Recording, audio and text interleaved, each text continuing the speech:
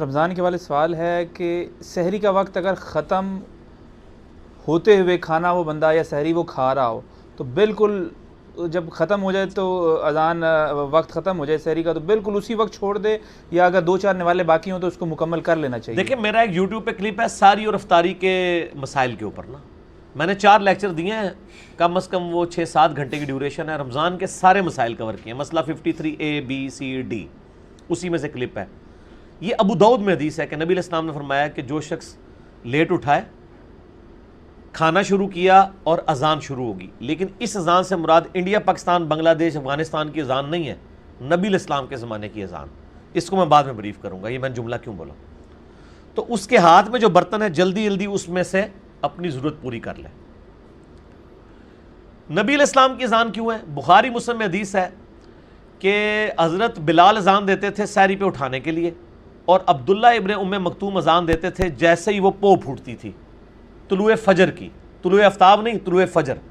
صبح صادق، ختم سحری۔ وہ نابینا تھے، وہ دیکھ تو سکتے نہیں تھے، ان کو کوئی بتاتا تھا، وہ ایک بندے کی ڈیوٹی لگی ہوتی تھی، اس وقت تو ذرا گھڑیاں کوئی نہیں تھی، اب تو ہم بہت بہترین ایکوریٹ کیلکولیشن کر سکتے ہیں صحیح مسلم پرو کے ذریعے اور باقی چیزوں کے ذریعے۔ تو عبداللہ ابن مکتوم فوراً اذان دے دیتے تھے، وہ اذان کا مطلب ہوتا تھا کہ پرو مسلم کا الارم بول پڑا ہے، ایگزیکٹ 7:06 پہ روزہ کھول رہا ہے تو 7:06 پہ ہی وہ اذان ہوتی تھی، آپ والی نہیں کہ ایک 7:01 پہ دے رہا ہے دوسرا 7:15 پہ دے رہا ہے۔ یا ختم سحری میں ایک بندہ کہہ رہا ہے یار نماز تو 4 بجے ہے نا، ختم سحری تو ہو رہی ہے 3:25 پہ، اور چلو یار 3:35 اذان دے دیں گے۔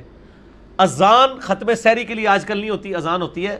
نماز فجر کے لیے، اس زمانے میں ختم سحری کے لیے اذان ہوتی تھی، وہ اذانیں اور تھیں، آج کی اذانیں اور ہیں۔ یا آج سعودیہ میں جو اذانیں ہوتی ہیں نا وہ واقعی وہ والی اذان نہیں ہے، وہ تو گھڑی پہ ایسے لے کے بیٹھے ہوتے ہیں، جو ایسے ہی وہ جناب ٹائم ہوا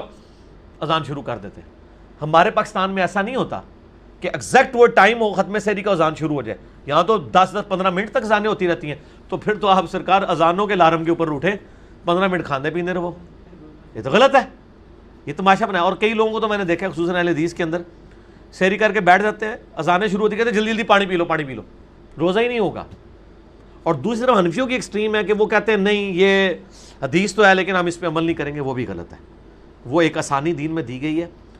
جیسا کہ بخاری مسلم میں حدیث ہے جس نے طلوع فجر سے پہلے 1 رکعت پا لی اس نے پوری نماز پا لی، جس نے غروب آفتاب سے پہلے 1 رکعت عصر کی پا لی پوری نماز پڑھ لی۔ کیوں؟ 1 رکعت تو پڑھی اس نے عصر کے وقت میں، 3 مغرب کے وقت میں، لیکن وہ جوائنٹ تھی، یہاں پہ بھی 5-6 نوالے اس نے لے لیے ختم سحری سے پہلے، یہ اس کے ساتھ جوائنٹ ہو گئے۔ لیکن ایک بندے نے روٹین بنائی ہوئی ہے، اس کا کوئی روزہ نہیں ہوگا۔ میں تو سخت خلاف ہوں، الحمدللہ میری اپنی زندگی میں مجھے نہیں یاد پڑتا کہ بچپن سے لے کے ابھی تک میں نے کبھی کوئی ایسا دن آیا ہو کہ میں نے 5 یا 6 منٹ پہلے ہی ختم سحری نہ کر دی ہو۔ اور افطاری تو میں ویسے ہی 3-4 منٹ بات کرتا ہوں کیونکہ وہ آپ کو پتہ ہے آپ کے ٹائم ٹیبل ہی غلط بنے ہوئے ہیں۔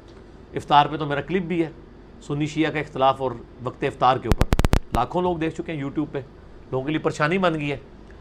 تو یہ مطلب ابو داؤد کی حدیث اس بندے کے لیے جو کبھی کبھار لیٹ اٹھے۔ اچھا اگر آپ اتنا لیٹ اٹھیں کہ آپ کھا بھی نہیں سکے تو آپ روزہ چھوڑ دینا سر، 8 پیرا روزہ رکھنا کوئی نیکی تو نہیں ہے، نہ رکھیں روزہ، اس کی بعد میں قضا کر لیں، ضروری ہے کہ آپ نے 8 پیرا روزہ رکھنا ہے۔ اور اگر آپ بغیر کھائے پیے روزہ رکھ سکتے ہیں تو آپ کو شریعت نے اجازت دی ہے، ضرور رکھیں، لیکن ضروری نہیں ہے کہ آپ نے روزہ رکھنا ہے اگر آپ کی سحری ٹھیک نہیں ہوئی۔ اسی لیے الٹی کا مسئلہ بھی آتا ہے نا ابو داؤد میں، بخاری کے اندر لوگوں کو کلیئر نہیں ہوتا۔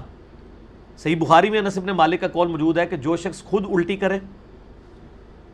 اس کا روزہ ٹوٹ گیا، اور جس کی خود بخود آ جائے انگلی ڈال کے نہیں کی اس کا روزہ نہیں ٹوٹا۔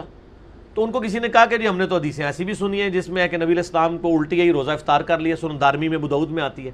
پھر انس بن مالک نے کلیئر کیا کہ اگر کسی شخص کو الٹی آنے کے بعد اتنی کمزوری ہو جائے، اب ایک بندے نے صبح کھائی تھی سحری، ساتھ ہی الٹی ہو گئی، تو اسی سحری کی بنیاد پہ تو اس نے پورا دن گزارنا تھا، اب اس کو یقین ہو گیا کہ میں تو 16 گھنٹے گزار نہیں سکتا، جو اندر پایا جو نکل گیا ہے، تو روزہ افطار کر لے، توڑ دے روزہ، اپنی مرضی ہے اس کی، اور لیکن اگر سمجھتا ہے کہ وہ گزار سکتا ہے تو گزارے، ٹھیک ہو گیا، گناہ نہیں کوئی گناہ نہیں ہے، کوئی گناہ نہیں۔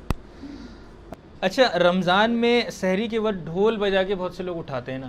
تو اہل حدیث پہ اعتراض کرتے ہیں کہ یہ بدعت ہے، تو اس کے بارے میں آپ کا کیا موقف ہے؟ وہ کیا کہتے ہیں ڈھول کی بجائے کسی اور طریقے سے اٹھایا جائے، کوئی اور طریقہ اپنایا جائے تو ٹھیک ہے کوئی اور طریقہ اڈاپٹ کر لیں، وہ شاید سحری کے وقت اٹھانے کو بدعت کہہ رہے ہوں گے. تو سحری کے وقت اٹھانے کے لیے سنت طریقہ اذان ہے. حضرت بلال اذان دیتے تھے سحری میں اٹھانے کے لیے, اور عبداللہ ابن ام مکتوم جو ہے وہ ختم سحری کی اذان دیتے تھے. تو اذانیں پھر سپیکروں میں ہونی چاہیے, پھر سپیکر بھی اونچے ہونے چاہیے, زیادہ ہونے چاہیے, ٹھیک ہے نا. تو یہ ایک طریقہ ہے. اب تو میرا خیال ہے ان چیزوں کی ایسا جو اس طرح ضرورت نہیں رہی ہے, مستحبات میں سے ہی ہیں.